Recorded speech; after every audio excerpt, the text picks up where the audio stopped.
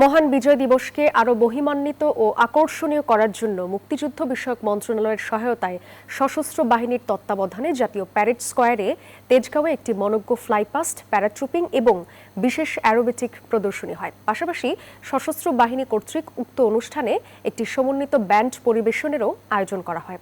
বিজয়ের ৫৪তম বছর পূর্তিতে বাংলাদেশ বিনিয়োগ উন্নয়ন কর্তৃপক্ষের চেয়ারম্যান চৌধুরী আশিকুর রহমান এবং সশস্ত্র বাহিনীর ৫৩ জন সহ সর্বমোট ৫৪ জন প্যারাট্রুপার বাংলাদেশের জাতীয় পতাকা সহ ফ্রি ফল জাম্পের মাধ্যমে আকাশ হতে ভূমিতে অবতরণ করেন, যা এ যাবৎকালের মধ্যে সর্বোচ্চ এবং অদ্যাবধি এই রেকর্ডটি গিনেস ওয়ার্ল্ড রেকর্ডসে লিপিবদ্ধ হয়নি।